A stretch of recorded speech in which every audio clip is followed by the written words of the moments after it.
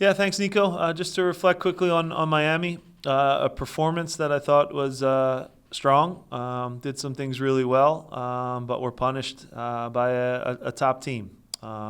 Stress to the guys now if we can attack and defend and be a little more ruthless in front of goal down the stretch here, we can find ourselves in the playoffs. If we don't do those things, we are also have to recognize the urgency and the fact that we're running out of games to execute. So when we go on the road against a strong New York City team, a team that we have obviously a good history with and intense games and playoff games, we have to be at our very best, have to deal with the uniqueness of the field and all that entails. They're obviously very used to it and very good playing at home.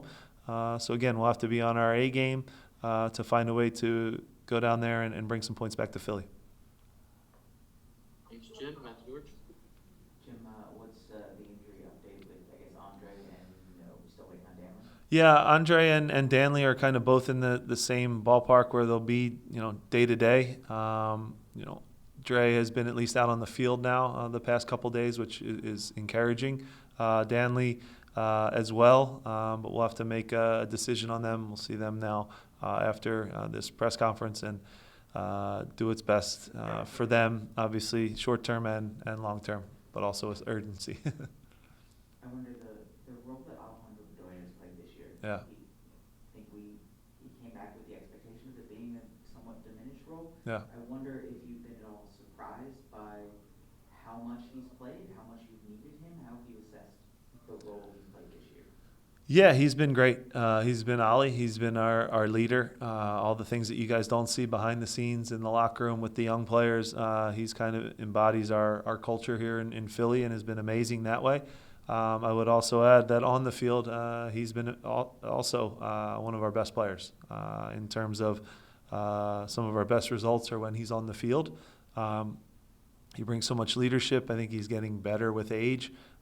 He can think the game. He can still run and cover ground. He's always towards the top of that. So another great season for him.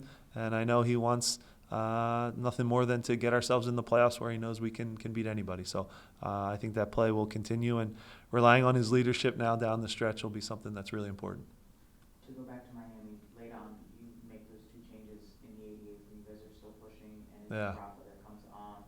What was kind of the decision there of him over someone like Chris or someone like Kevin, and where do you kind of assess your depth, I guess, striking, attacking? Uh-huh.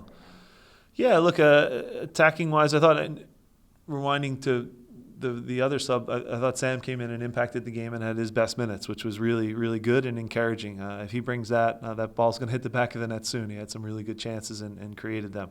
At the end of the game, Quinny started to cramp up. I thought he had a good game for us, another good game for us.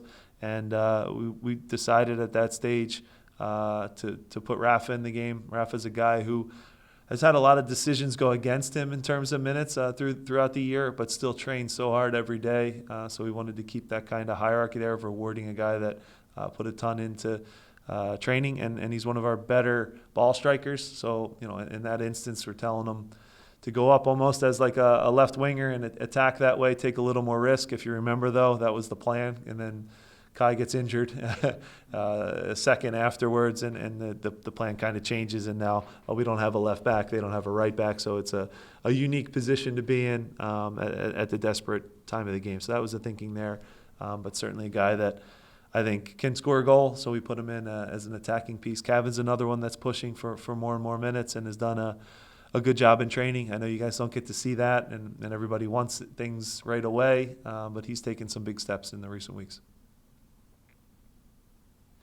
We can switch over to Zoom. John from Fenwell. Thanks, Nico. Hi, Jim. Hi, Jonathan. With Danley in particular, he was able to play on Saturday. Have things gone backwards since then? Or?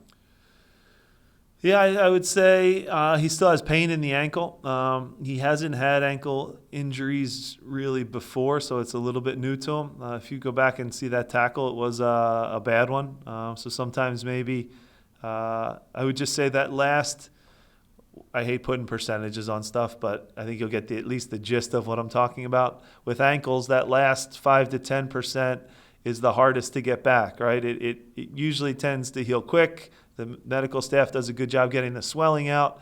And then that last, when you're changing directions for a guy who changes quickly and as dynamically as Danley, that last 5 to 10% kind of still feels a little uncomfortable for him.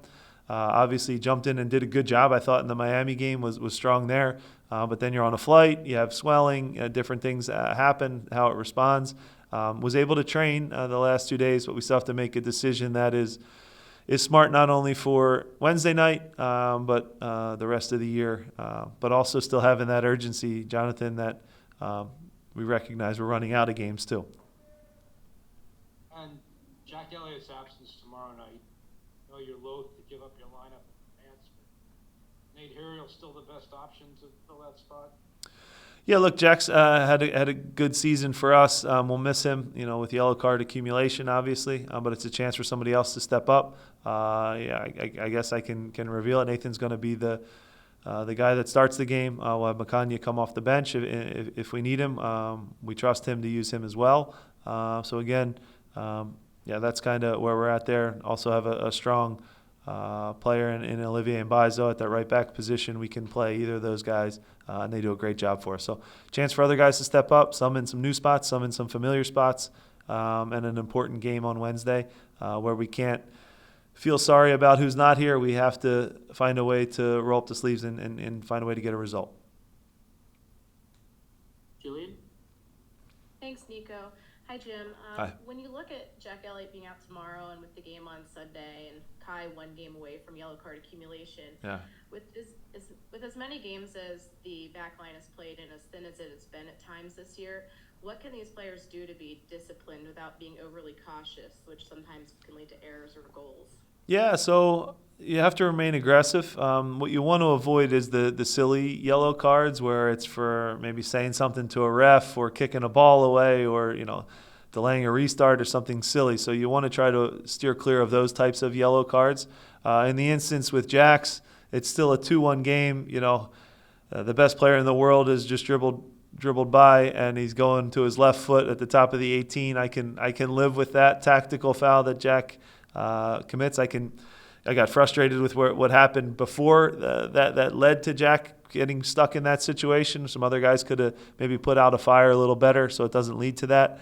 But suspensions are a part of the game, especially with defenders. The yellow cards can tend to add up at this stage of the year. Sometimes you catch breaks against other teams and missing their players because of suspension. Sometimes, like in this instance, New York catches a break with us being without Jack. But like I said, we're a team. It's 11 guys. It's an opportunity for other guys to step up and do the job. But yeah, certainly being smart now, especially for Kai, who's one away. We want to be smart in how we handle the game. Still stay aggressive right on that fine line, but you don't want to pick up any silly yellow cards for sure.